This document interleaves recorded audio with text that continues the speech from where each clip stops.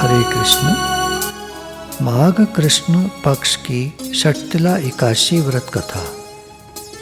एक समय दालभ्य जी ने प्रजापति ब्रह्मा जी के पुत्र पुलत्स्य जी से प्रश्न किया कि प्रभु, क्या कोई ऐसी भी शक्ति या उपाय है कि जिसके करने से ब्रह्म हत्या इत्यादि यानी घोर पाप या कुटिल कर्मों के पापों से मनुष्य सरलता पूर्वक छूट जाए। भगवान, यदि सचमुच ही कोई ऐसा उपाय हो तो कृपा कर आप बताइए। पुलत्स्य जी ने कहा, हे महाभाग, तुम धन्य हो जो संसार के उपकारार्थ इस प्रकार का प्रश्न किया। मैं तुमको अत्यंत सुंदर, देवताओं को भी दुर्लभ और जो अभी तक प्रकाश में नहीं आया वही पवित्र मनोवांछित फलों को देने वाला यत्न तुम्हारे सामने वर्णन करता हूँ। सुनो।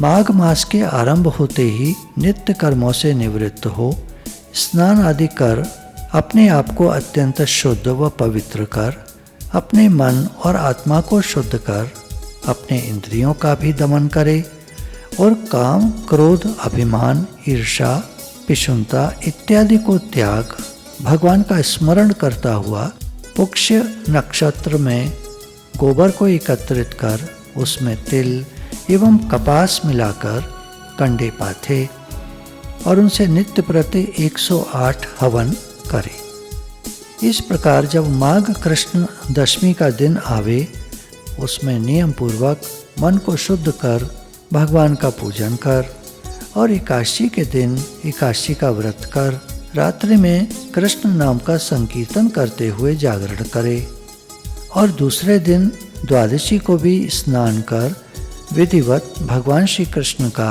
चंदन, अगर, कपूर और फूल मालाओं द्वारा श्रद्धापूर्वक पूजन कर नैवेद्य में खिचड़ी अर्पण करे।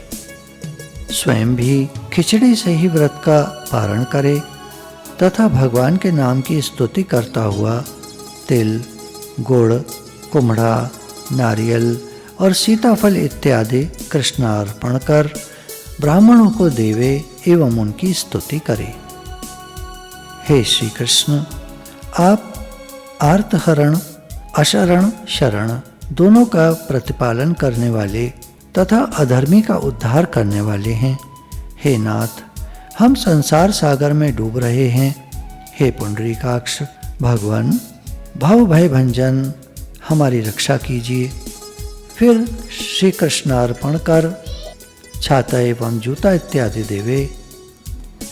तिल दान करने वाले को तिल के एक खेत में जितना तिल उत्पन्न होता है उतने वर्ष पर्यंत स्वर्ग में निवास करने को मिलता है। इसलिए तिल स्नान, तिल का उपटन, तिल का भोजन और तिल का दान यथाशक्ति करना चाहिए। तब दालभ्य जी ने कहा, भगवान, इस कृष्ण षटतिला एकादशी के व्रत से कैसा फल मिलता है और कब कब किस किस को मिलता है, इसकी एक आख्यायिका का भी वर्णन कीजिए। पुलत्स्य जी ने कहा, हे ब्राह्मण, किसी समय मृत्यु लोक में एक ब्राह्मणी रहती थी। वह सदैव ही धर्म में रत रहा करती थी और व्रतों में अत्यंत अनुरक्त रहा करती थी। प्रायः प्रतिदिन कोई न कोई व्रत रहती थी, परंतु स्वप्न में भी दान नहीं देती थी। उसकी ऐसी दशा देख भगवान श्री कृष्ण ने विचार किया कि इससे कुछ दान कराना चाहिए, क्योंकि बिना अन्न दान दिए इसका निस्तार नहीं होगा।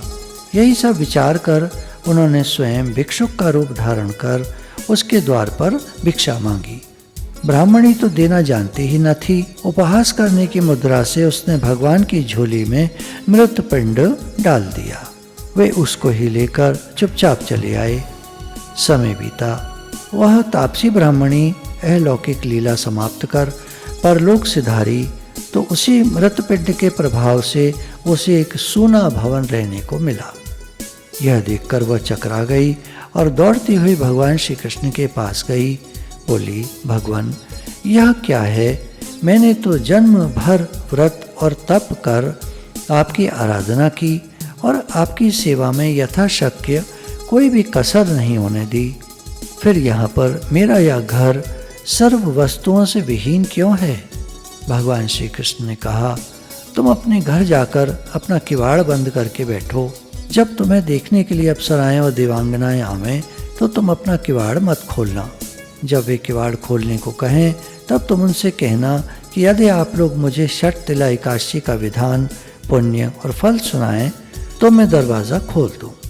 भगवान श्री कृष्ण के ऐसे वाक्य सुन वह सुंदरी अपने मकान में आ उसके सब द्वार बंद कर चिंताकुल होकर बैठ गई। यथा समय देवांगना आई और उससे किवाड़ खोलने के लिए कहा। तब उसने वे ही वाक्य उन लोगों से कहे जो भगवान श्री कृष्ण ने कहे थे। उसके ऐसे वाक्य सुन एक स्त्री ने षटतिला एकादशी व्रत विधि बताई और उसके दर्शन किए। उसके अनुपम तेज का अवलोकन किया। उस स्त्री ने भी देवांगनाओं के उपदेशानुसार षटतिला एकादशी का व्रत विधि विधान के द्वारा कर धन धान्य इत्यादि से संयुक्त ग्रह को प्राप्त किया। इसलिए इस षटतिला एकादशी व्रत के साथ ही साथ तिल और वस्त्र का दान अवश्य करना चाहिए। इस प्रकार षटतिला एकादशी का व्रत धारण करने वाले के जन्म जन्मांतरों के पाप नष्ट हो, स्वर्ग में अत्यंत ही आनंदमयी सामानों से पूर्ण ग्रह मिलता है तथा दुर्भाग्यता, दीनता और दरिद्रता का नाश होता है। हरे कृष्ण।